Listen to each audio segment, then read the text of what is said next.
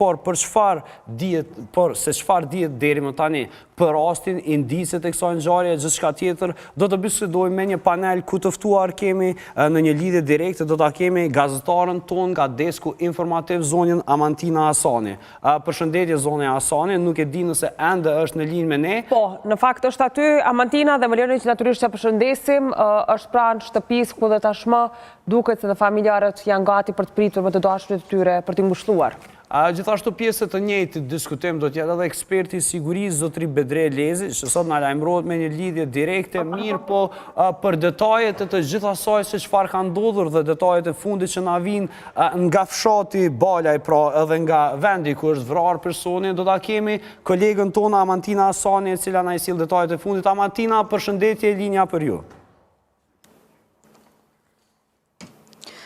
Po, përshëndetje edhe për juve në studio, si që dhe thatë, jemi para shtëpisë këtu në fshatin Balaj të viktimeve të dorazit njëkohësisht, ku mbrëm ndodhi krejt situata, një person 38 vjeçar mbeti i vdekur nga plagët që mori nga 4 plumbat në stomak.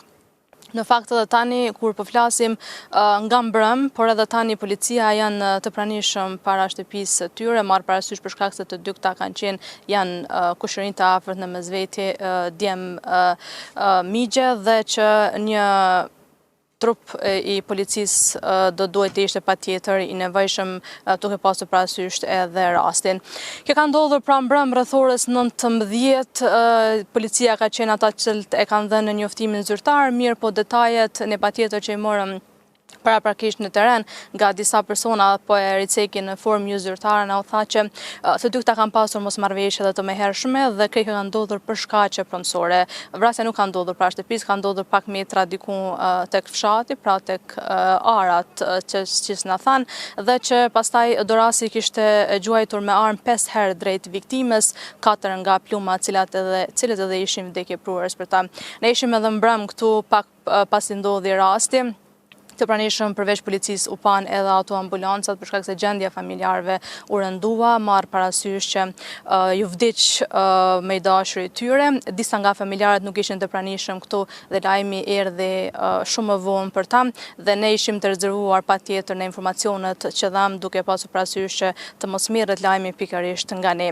Viktima ka lënë 4 fëmijë të vegjël dhe siç edhe po shihet mbrapa është shtëpia ku vazhdimisht po hyjnë po dalin njerëz të cilët prakisht në hyrje po kontrollohen nga policia, po ndalin për një kontrollim, ndërkaq e pamja është hapur disa metra më lart diku në hyrje të fshatit dhe burrat po presin të gjithë ata që duan të shkojnë për krye shëndosh. Deri në këto momente në rrugë zyrtare apo jo zyrtare, cilat janë dinamikat e ngjarjes? Është kjo një një ngjarje e cila ndodhi për momentin, ishin duke biseduar tashmë viktima edhe gjithashtu dorasi, si ndodhi, si erdhi deri tek ky konflikt. Po flasim për momentin kritik sepse ju e sqaruat paraprakisht se gjithçka erdhi si pasojë e probleme pronësore. Po, na u tha që paraprakisht pra se ndodhte krisja armës, ndodhi një fjalose në mes tyre, çka dhe qoj ndoshta edhe në gjak nxehtësi gjithë krejt këtë situatë që të përfundoi me fatalitet. Por si që na u thanë, megjithse konflikti kishte qenë edhe i mëhershëm, atëherë ndoshta një gjë e tillë edhe mund të ishte pritur, por që nuk është që kanë parë ndonjë gjë shumë të madhe ose ndonjë problem shumë të madh në mes tyre, marr parasysh që janë kushërinj shumë të afërt, janë të njëjti gjak dhe shtëpit i kanë afër me njëri tjetrin dhe ka qenë befasishme sipas banorëve këtu krejt përfundimi i kësaj situate, por që paraprakisht kanë pasur një fjalose dhe siç thanë ata që e kanë parë me sytë e tyre, viktima kishte qenë në gjendje shumë të rëndë dhe plagët kanë qenë shumë të rënda, gjë që sipas tyre dhe ka mundur të kishte vdekur po në momentin që kishte ndodhur. Amantina përmende faktin që kushdo që në fakt po jam mësye familjarëve, atje është duke u kontrolluar nga policia, kjo për faktin se natyrisht situata është tetë e ndjeshme. A janë gjithashtu familjarët e dy pra, edhe kushëririt, edhe dorës rast, por edhe viktimës në përcjellje të policisë vazhdimisht? Në fakt në thanë që shtëpit i kanë afër të dy këta personat dhe fakti që policia po qëndrojnë aty pranë do t'ishte mëse e ditur që ndoshta për mos lejimin e një konflikti të tjetër. Por megjithatë kontrollimi po bëhet, marrë parasysh situata shumë e ndjeshme, por që familjarë dhe gjithashtu dorasi janë lënë pak anash dhe informacionet për ta janë shumë të pakta, për shkak që dihet e situatës dhe mos ndërhyrjes të asaj ku nuk duhet për të dhënë ndonjë informacion rreth tyre. Sepse syje vesh më shumë janë nga familja e viktimës.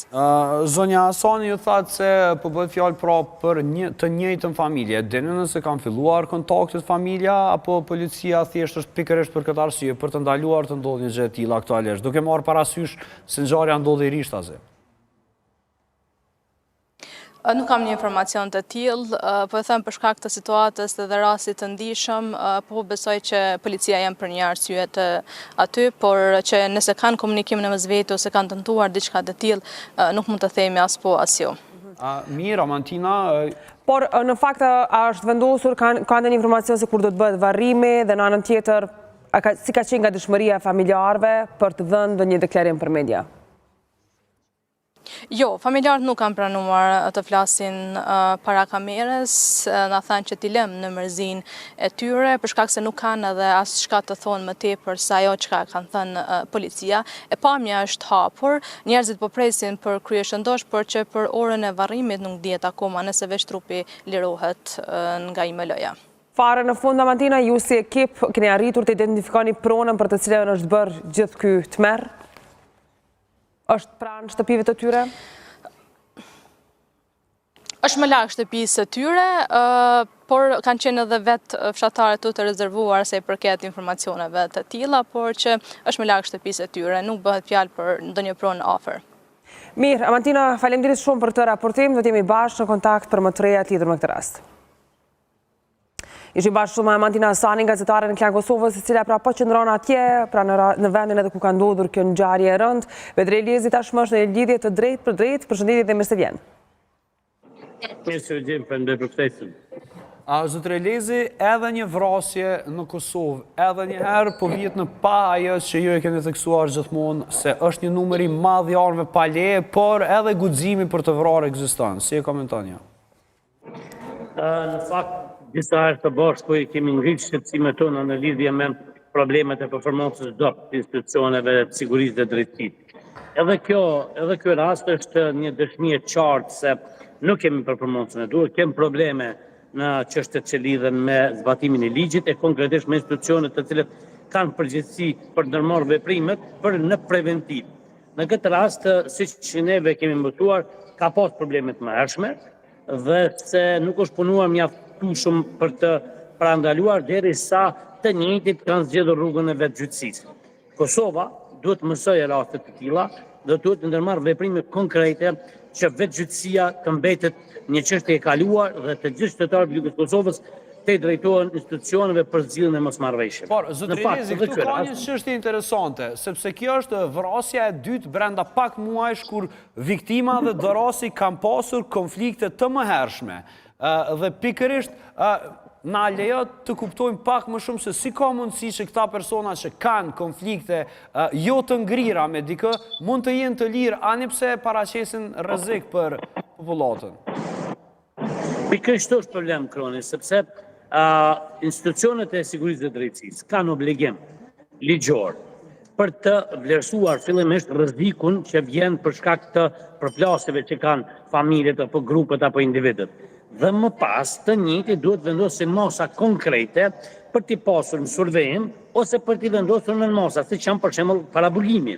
Në këtë raste janë, mund të themi, edhe vendimet apo veprimet e dobta të prokurisë e cila nuk konstaton realisht rrezikun që vjen për shkak situatës të rëndë, por që ose anon ose mundohet që këto raste të i drejtojnë në drejtim të zyrës për ndërmjetësim që në kuadër të gjykatës, në mënyrë që të ketë sa më pak punë sa i përket veprimeve që i ka prokuria.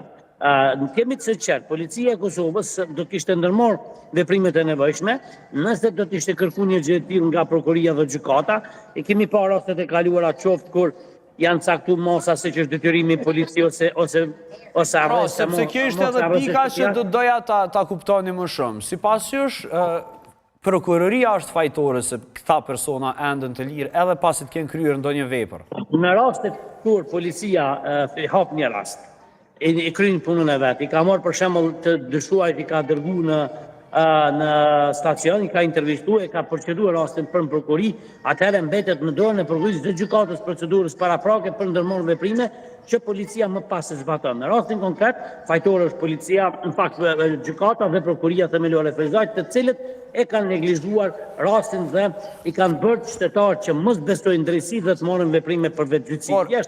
Kemi një stat të rëndë në gjykatat e Kosovës dhe Prokurinë e Kosovës dhe realisht ka nevojë për një reformë serioze të shpejt, në të kundërtën situata do të agravojë sa përket vetgjyqësisë dhe marrjes së ligjit në duart të qytetarëve. Por keni studiuar edhe profilin e personit që ka kryer vrasjen? Në fakt, këtë janë familjar dhe nuk ka të bëjë me ndonjë profil të personit të rrezikshëm apo jo pse personi i cili ka kryer veprën nuk është një person me rrezikshmëri të lartë, por për shkak se natyra e veprës është brenda familjes, konflikt familjar, të tilla kemi shumë. Besoni, janë shumë raste që mund të përfundojnë kështu, edhe se gjykatat apo mund të themi institucionet të cilat kanë për obligim me ndërmarrë veprimet për me zgjidhje problemet para se qytetarët bëjnë vetgjyqësi, janë duke punuar shumë avash dhe ka një lloj, mund të themi, neglizhencë serioze në këtë çështje. Mirë, zotëre Lezi, cili do të ishte apeli jot për organet, por gjithashtu edhe për popullin e Kosovës në këto momente, sepse po shkojmë drejt fundit. Edhe një lutem pyetjem. Cili do të ishte apeli jot për të gjithë ata persona të cilët po dëgjojnë tani, por edhe gjithashtu për organet e rendit, me që vetëm i kritikua deri tash.